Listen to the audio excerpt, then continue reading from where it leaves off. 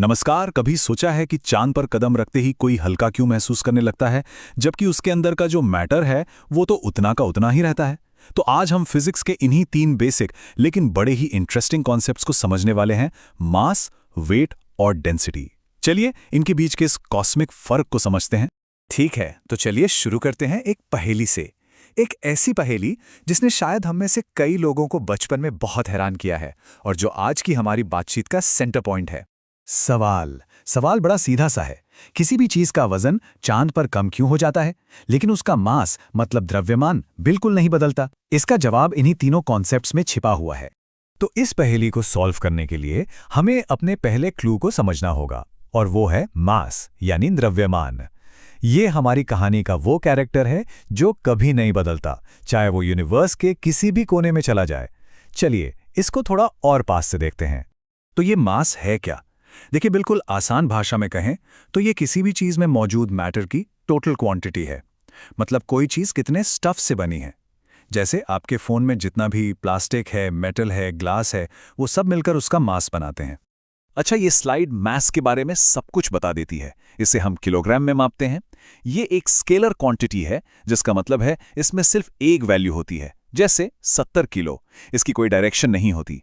और सबसे जरूरी बात जो यहां लिखी है, ये हमेशा कांस्टेंट रहता है, मतलब अपरिवर्तनीय।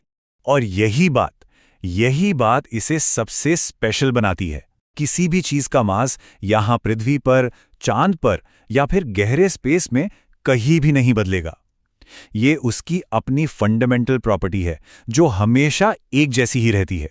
मास असल में इनर्शिया का भी एक मेजर है। इसको ना ऐसे समझिए, एक खड़ी हुई ट्रक को धक्का देना एक साइकिल को धक्का देने से ज्यादा मुश्किल क्यों है?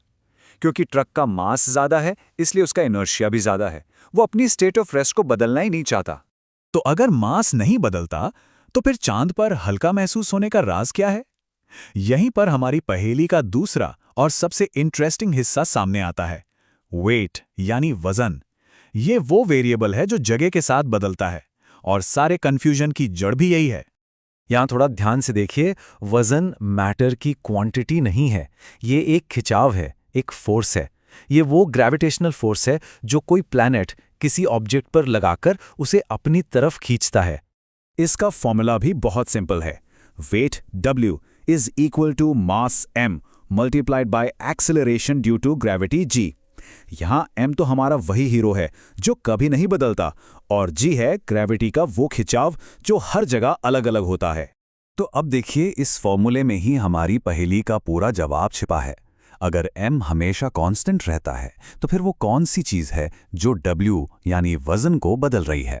और ये स्लाइड, वाह, ये एकदम साफ साफ दिखा रही है। जवाब है G की बदलती हुई वैल्यूज। देखिए, पृथ्वी की ग्रेविटी जो 9.8 मीटर पर सेकंड स्क्वायर है, वो चांद की 1.63 मीटर पर सेकंड स्क्वायर से कितनी ज्यादा पावरफुल है। और स्पेस में तो ये खिंचाव लगभग 0 हो जाता है। तो इसका सीधा नतीजा क्या हुआ? इसका मतलब यह है कि किसी का भी वजन चांद पर पृथ्वी के मुकाबले लगभग 6 गुना कम हो जाएगा। तो पहली सुलझ गई है ना?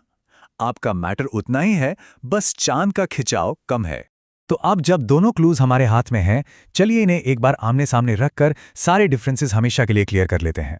तो निचोड़ ये है, एक तरफ है मास जो कि मैटर की क्वांटिटी है, हमेशा कांस्टेंट रहती है और इसकी यूनिट है किलोग्राम। दूसरी तरफ है वेट, जो कि एक ग्रेविटेशनल फोर्स है, जगह के साथ बदलता है और इसकी यूनिट है न्यूटन। हाँ, और वेट एक वेक्टर क्वांटिटी है, मतलब इसमें वैल्यू के साथ साथ डायरेक्शन भी होती है, हमेशा प्लैनेट के सेंटर की तरफ, नीचे की ओर। और इन्हें मापने के तरीके भी बिल्कुल अलग हैं। मास को बीम बैलेंस यानी तराजू से मापा जाता है, जबकि वेट को स्प्रिंग बैलेंस से, जो असल में ग्रेविटी के खिंचाव को मेजर करता है। और सोचिए, यही वजह है कि स्पेस में एस्ट्रोनॉट्स फ्लोट करते हैं। उनका मास तो वही रहता है, पर स्प्रिंग बैलेंस पर उनका वेट 0 दिखाएगा। तो हमने समझा कितना मैटर यानी मास और कितना खिंचाव यानी वेट। लेकिन मैटर की कहानी में एक और ट्विस्ट है। जरा सोचिए, क्या 1 किलो रुई और 1 किलो लोहा एक बराबर जगह लेते हैं? बिल्कुल नहीं। और यहीं पर एंट्री होती है हमारे तीसरे और आखिरी कॉन्सेप्ट की, डेंसिटी। डेंसिटी हमें बस यही बताती है कि किसी फिक्स्ड स्पेस में कितना मास, कितना स्टफ ठूस ठूस कर भरा गया है। मतलब कोई चीज़ कितनी कॉम्पैक्ट है या कितनी फैली हुई है। इसका फॉर्मूला है ρ इक्वल्स टू m/v, जहां हम m यानी मास को v यानी वॉल्यूम, मतलब कोई चीज़ कितनी जगह ले रही है, उससे डिवाइड करते हैं तो हमें उस चीज़ की डेंसिटी पता चल जाती है। बड़ी चीज़ों की डेंसिटी को मापने के लिए हम किलोग्राम प्रति घन मीटर यानी केजी पर मीटर क्यूब का इस्तेमाल करते हैं, और छोटी या ज़्यादा डेंस चीज़ों के लिए अक्सर ग्राम प्रति घन सेंटीमीटर यानी जी पर सेंटीमीटर क्यूब यूनिट यूज होती है। अब जरा उस रुई और लोहे वाले एग्जाम्पल पर वापस आते हैं। दोनों का मास 1 किलो है, लेकिन लोहा बहुत कम जगह लेता है, इसलिए उसकी डेंसिटी बहुत बहुत ज़्यादा है, जबकि रुई बहुत ज़्यादा जगह घेरती है, इसलिए उसकी डेंसिटी बहुत कम है। तो डेंसिटी असल में किसी चीज़ के पैक्ड होने की कहानी बताती है। और इसी के साथ हम एक सवाल छोड़ जाते हैं। अगर मैटर की डेंसिटी इतनी अलग अलग हो सकती है, तो जरा सोचिए इस पूरे यूनिवर्स में वो कौन सी चीज़ हो सकती है जहां मैटर को इतनी बेरहमी से एक ही जगह पर पैक किया गया हो कि उसकी डेंसिटी हमारी इमेजिनेशन से भी परे हो। इसके बारे में ज़रूर सोचिएगा।